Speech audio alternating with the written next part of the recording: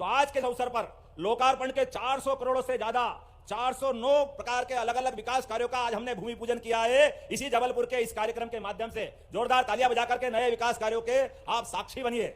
लगभग 14 लोकार्पण भूमि पूजन और भूमि पूजन 100 करोड़ की लागत से नेताजी सुभाष चंद्र बोस मेडिकल कॉलेज के लिए 100 सीट का नया इंफ्रास्ट्रक्चर डेवलपमेंट का काम करेंगे जोरदार तालियां बजा करके एक दूसरे निर्माण कार्य के लिए। और 300 करोड़ की लागत से लगभग अलग अलग प्रकार के विकास कार्यों का आज हमने लोकार्पण किया है। मैं आज के अवसर पर 40 वर्षों की प्रतीक्षा से बरगी डैम के डूब क्षेत्र के 10 गांवों के लगभग 1414 परिवारों को भू अधिकार योजना के अंतर्गत पट्टे देकर के आज के इस कार्यक्रम को सार्थक करेंगे। यशस्वी प्रधानमंत्री ने कहा है हर गरीब के साथ सरकार खड़ी रहेगी, उनकी संवेदनाओं के हम साथी बनेंगे, उनके सुख दुख के लिए हमेशा हिस्सेदार बनेंगे। तो आज का कार्यक्रम उनके लिए भी है। राजस्व ग्राम में नहीं होने के कारण से आ रही परेशानियों के लिए भी हमने ये बड़ा कदम उठाया है कि वन ग्राम के अंदर भी जो कष्ट है उन कष्टों को मिटाना हमारी सरकार की जवाबदारी है। आपको मालूम है यहाँ इसी जबलपुर की धरती में 63 एकड़ भूमि पर आईटी पार्क का निर्माण हुआ है। माननीय अजय जी बता रहे थे थोड़ी छोटी मोटी जरूरतें हैं, लेकिन फिर भी 400 करोड़ का काम है। जोरदार तालियां बजाओ। हम बहुत जल्दी आईटी पार्क पे भी आगे बढ़ेंगे, उस काम को भी पूरा करेंगे। लगभग 65 करोड़ की लागत से garment and fashion design cluster का काम भी यहाँ पूर्व में चालू करने का निर्णय हुआ है, उसको भी हम अंजाम तक पहुंचाएंगे। आप तालियां बजा करके इस नए क्लस्टर के मामले में भी हमारे इस कार्यक्रम के साक्षी बनिए। 800 करोड़ की लागत से, वाकई राकेश जी के लिए जोरदार तालियां बजाओ। 800 करोड़ की लागत से प्रदेश के सबसे बड़े लंबे एलिवेटेड कॉरिडोर का निर्माण भी यहाँ होने वाला है। 1100 करोड़, जोरदार तालियां बजाओ। और 300 करोड़ बच गए। जोरदार 1100 करोड़ किसको कहते हैं? नमामि नर्मदे परियोजना के अंतर्गत 17 घाटों का, और अभी आपने कहा गौरी घाट और कौन सा बताया है? तिलवारा घाट। जो जो घाट पे आप घाट बनाने की बात करोगे अयोध्या और हरिद्वार की तर्ज पर वो सारे घाट बनाए जाएंगे। बोलो नर्मदे महारानी की। अरे नर्मदा जी के किनारे घाट नहीं बनेंगे तो कहां बनेंगे? नर्मदा जी की आरती करें। नर्मदा जी तो जीते जी हमको मालूम है मोक्षदायिनी है। एकमात्र हमारी पवित्र नर्मदा जी जो पूरब से पश्चिम की तरफ बहती है और हमारे मध्य प्रदेश के लिए तो जीवन दायिनी है। ऐसी पवित्र मां के लिए अगर घाट नहीं बनाएंगे तो कहां बनाएंगे? निश्चित रूप से उनके लिए घाट बनाए जाएंगे। और अभिलाष जी तुमने कौन से ब्रिज की बात कही है? अभिलाष पांडे जी ने कोई ब्रिज बताया है, वो ब्रिज भी बनाया जाएगा शहर के यातायात की व्यवस्थाओं को अच्छा रखने के लिए। ITI से दीनदयाल की तरफ जाने वाले वो नए ब्रिज के निर्माण की भी यहीं से घोषणा करता हूं, उसकी मंजूरी देता हूं।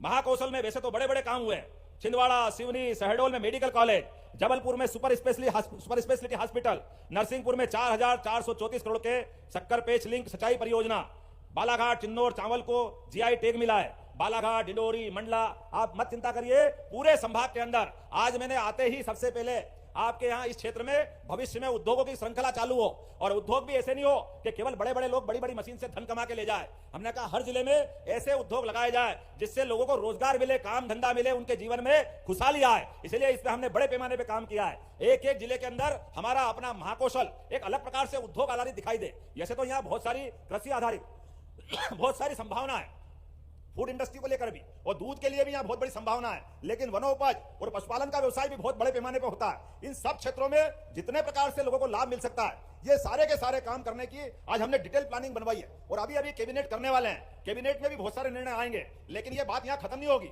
ये लगातार विकास का सिलसिला चलता रहेगा। इस दिशा में कोई कोर कसर नहीं बाकी रहेगी। सबको लेके आगे चलने का मध्य प्रदेश सरकार का माननीय मोदी जी के नेतृत्व में संकल्प है। मैं आप सबके माध्यम से भी संकल्प करना चाहता हूं। यद्यपि हो सकता है लोकसभा चुनाव में अब ज्यादा देर नहीं है, लेकिन ये पूरा अंचल विकास के मामले में निश्चित रूप से भारतीय जनता पार्टी के साथ खड़ा है। और मैं भी आपको वादा करता हूं, आपने जो अपार स्नेह और अपना आशीर्वाद भारतीय जनता पार्टी को दिया था, इसी आशा और स्नेह के साथ भारतीय जनता पार्टी विकास के नए नए सोपान गढ़ती जाएगी, नई नई ऊंचाइयों तक बढ़ती जाएगी। आज ये कारवां आगे बढ़ा है।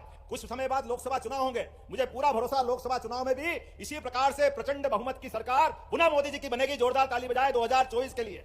क्योंकि हम नहीं कह रहे हैं, दुनिया के बाकी देशों के बड़े बड़े समाचार पत्रों ने सर्वे कराए, वो कह रहे हैं कि अब 400 पार, अब की बार 400 पार मोदी जी के नेतृत्व में जीत अपार। ये जो विश्वास मोदी जी का बढ़ रहा है, और हम तो सौभाग्यशाली हैं। आपके अपने जबलपुर से चित्रकूट दूर नहीं है। अयोध्या में क्या हुआ है और क्या होने वाला है, बोलो जय जय श्री राम, जय जय श्री राम। अरे आप तो सौभाग्यशाली हो।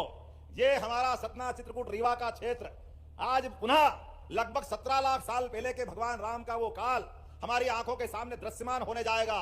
भगवान राम अपने गर्भगृह में 22 जनवरी को यशस्वी प्रधानमंत्री नरेंद्र मोदी जी की मौजूदगी में हमारे लिए वो अद्वितीय क्षण रहेगा, जब अपने भगवान का प्राण प्रतिष्ठा का गर्भगृह में प्रवेश का अद्भुत क्षण बनेगा। इस अवसर को मध्य प्रदेश सरकार भी भूलने वाली नहीं है, क्योंकि हमको मालूम है कि वनवास का सबसे लंबा समय हमारे अपने चित्रकूट की धरती पर भगवान ने काटा था। इसलिए आज के इस अवसर पर मध्य प्रदेश सरकार ने हमारी पिछली कैबिनेट में निर्णय किया, हमने बात कही है कि हमारे अपने प्रत्येक भगवान राम के चरण जा अभी आप लोगों ने देखा है मध्य प्रदेश के नए मुख्यमंत्री डॉक्टर मोहन यादव जी ने ज़बरदस्त भाषण दिया है। उन्होंने कहा है कि 400 करोड़ रुपए का लोकार्पण किया जा रहा है नए विकास कार्यों के लिए। तो आज जबलपुर में मध्य प्रदेश के मुख्यमंत्री मोहन यादव जी की एक सभा थी, जिसमें उन्होंने कई योजनाओं को लेकर चर्चा की है।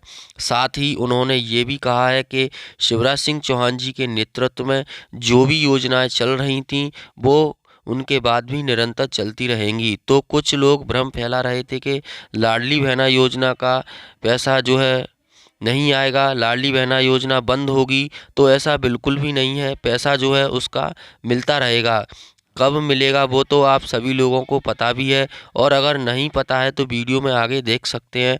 और साथ ही मोहन यादव जी ने कहा है कि मोदी जी के नेतृत्व में राम मंदिर का उद्घाटन हो रहा है, और उन्होंने कई नई योजनाओं को लेकर ऐलान भी किए थे। और उन्होंने ये भी कहा था कि निमंत्रण मिला है हमको तो हम राम मंदिर उद्घाटन में जाएंगे, और जिन लोगों को नहीं मिला है वो घर पर ही रहकर दिवाली मना सकते हैं। और साथ ही उन्होंने कई बड़ी घोषणा भी की हैं, क्योंकि लोकसभा का चुनाव भी है। तो चलिए हम आगे का भाषण और सुनते हैं उन्होंने क्या क्या जानकारी दी है। देश के स्वाभिमान के लिए जोरदार तालियां बजाकर के रानी दुर्गावती का वो अप्रतिम शौर्य, पराक्रम, उनका अपना पुरुषार्थ और वो जिस प्रकार से जीवन जिया है, उनने जबलपुर को नहीं, गोंडवाना राज्य को नहीं, पूरे भारतवर्ष को गौरवान्वित किया। पूरे भारतवर्ष को कोई क्या है, कितना महान व्यक्ति हो सकता है अपने जीवन काल में, हम केवल रानी दुर्गावती का सामने रखें। आप अंदाज लगा लो, आज मैंने एक और रानी का नाम जोड़ा है, हमारी वीरांगना 1857 की अवंतीबाई। जोरदार तालियां बजाओ रानी अवंतीबाई जी के लिए भी, जिनने 1857 में रानी झांसी की रानी लक्ष्मीबाई के साथ बराबरी से युद्ध में भाग लेकर के अपने प्राणों की आहुतियां दी है। और आज संयोग ऐसा है, तीसरी एक और महान नेत्री का आज जन्म दिवस है, सावित्रीबाई फुले। जोरदार तालियां बजाओ सावित्रीबाई फुले के लिए। ये क्रमशः त्रिवेणी जिनके कारण से आज का दिन धन्य हुआ है। रानी दुर्गावती जितने युद्ध लड़े, एक भी युद्ध नहीं हारी, सारे के सारे युद्ध। और ये वो दुनिया के देशों को जवाब है जो कहते हैं कि हमारे यहाँ महिलाओं का सम्मान बढ़ाना चाहिए।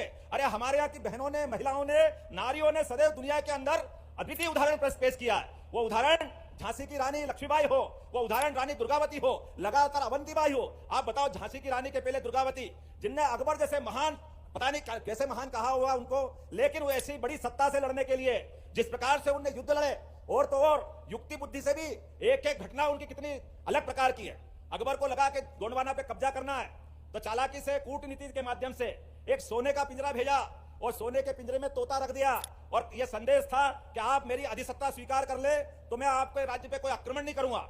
लेकिन रानी दुर्गावती, उन्होंने अपना जीवन का प्रत्येक क्षण देशभक्ति के लिए जिया है। इसलिए उन्होंने संकल्प किया कि अकबर, तुम कितने भी ताकतवर क्यों नहीं हो, लेकिन भारत की नारियों को डरा नहीं सकते, दबा नहीं सकते, उनकी देशभक्ति पे प्रश्न नहीं खड़ा कर सकते। उन्होंने भी सोने का अपना थाल बनाया, और सोने के थाल में एक हथियार भेजा। उन्होंने कहा, ये नारिया इस हथियार की प्रतीक है, ये मर जाएगी लेकिन तेरे आगे झुकेगी नहीं। ऐसा अप्रतिम और अपना कूटनीति के माध्यम से जवाब देने का काम किसी ने किया है तो रानी दुर्गावती ने किया है। और हम सबको मालूम है उनका वो आखिरी युद्ध, जिस युद्ध में उस समय के काल के प्रभाव में पहली बार तोपों का प्रयोग किया गया।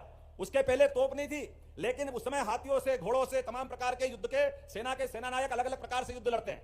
लेकिन अकबर की सेना ने पहली बार तोप का प्रयोग करके उस युद्ध में अलग से कूटनीति करते हुए छल किया था। और छल का परिणाम रहा कि रानी दुर्गावती के लिए वो युद्ध का एक तरह से बहुत चुनौती वाला दिन था। लेकिन उसके बावजूद भी उस युद्ध में बड़े पराक्रम से वो लड़ी है, और लड़ने के बाद अपने साथ के अंगरक्षक से कहा था कि ध्यान रखना, मैं आजाद रही हूं, आजाद ही शरीर छोड़ना चाहूंगी, मैं सदैव विजय मार्ग पे बढ़ी हूं। भारत के मान सम्मान के लिए अगर मेरे शरीर की कुर्बानी भी देना पड़े, हमारे लिए कोई अगर पराजय का क्षण आ जाए तो मुझे ये अपनी कटार घोंप के मेरा शरीर समाप्त कर देना। एक खराब समय आया, उस खराब समय में रानी दुर्गावती के आंख में तीर लग गया, पेट में तीर लग गया, युद्ध एक तरह से अलग प्रकार की स्थिति में पहुंचा। तो जो जिसको ड्यूटी दी थी, जिसको जवाबदारी दी थी, उसके हाथ पांव कांपने लगे। जिस मां समान शासिका के वो पूरे जीवन की रक्षा करते आया, वो कैसे उनके बारे में सोच सकता था। वो अलग प्रकार से सोचने लगा। रानी ने देखा कि मेरे जीवन के समय थोड़ा सा बहुत कम बचा है, वो ललकारते हुए सैनिक से बोली, तेरे को क्या जवाबदारी दी थी, चल तेरे को जो काम करना कर, लेकिन वो अगर डरा और वो कर नहीं पाया तो उससे कटार छीनी और अपने शरीर में घोप करके परमात्मा के यहाँ चली गई, लेकिन भारत मां को लज्जित नहीं होने दिया। ऐसी परम प्रतापी शासिका रानी दुर्गावती, उनका जीवन प्रत्येक क्षण हमके लिए, हमारे लिए सम्मान का है। वो न केवल जबलपुर, पूरे देश के लिए मान सम्मान का है। अगर हम कैबिनेट रखते हैं उनके लिए, तो और कैबिनेट किसके लिए रखना चाहिए? ऐसे अप्रतिम योगदान के लिए आजादी के अमृत काल में अगर हम उनको स्मरण नहीं करेंगे तो किसको स्मरण करेंगे? ये ऐसे आदर्श लोगों कि आप सभी लोगों ने भाषण सुना है। जबलपुर में मां दुर्गावती को लेकर भी उन्होंने पिछला इतिहास बताया है और उन्होंने ये भी कहा है कि शिक्षा नीति में भारत के महान लोगों को लेकर प्रश्न भी आगे से किताबों में जोड़े जाएंगे और वो प्रश्न परीक्षा में पूछे भी जाएंगे और जो जो बड़े काम लोगों ने किए हैं उसके बारे में भी स्कूलों में आगे से पढ़ाना शुरू किया जाएगा। और कई योजनाओं को लेकर चर्चा भी की है डॉक्टर मोहन यादव जी ने। तो आप लोगों को बता दें कि मध्य प्रदेश के मुख्यमंत्री मोहन यादव जी का कल एक भाषण था जबलपुर से, तो उन्होंने कल कई योजनाओं का शुभारंभ भी किया है और कहा है कि हर जिले में सभी तरह के स्कूल कॉलेज खोले जाएंगे जिनकी एडमिशन फीस 0% के बराबर रहेगी। और साथ ही कहा है कि सभी योजनाएं जो पहले से चल रही थीं वो बंद नहीं होंगी। उसके लिए मेरे पास पर्याप्त धनराशि मैंने पहले ही रख ली है। तो दोस्तों आपको टेंशन लेने की बिल्कुल भी ज़रूरत नहीं है। कारवा विकास के मामले में चलते रहे तो आज के अवसर पर लोकार्पण के 400 करोड़ से ज्यादा 409 प्रकार के अलग अलग विकास कार्यों का आज हमने भूमि पूजन किया है। इसी जबलपुर के इस कार्यक्रम के माध्यम से जोरदार तालियां बजाकर के नए विकास कार्यों के आप साक्षी बनिए। लगभग 14 लोकार्पण भूमि पूजन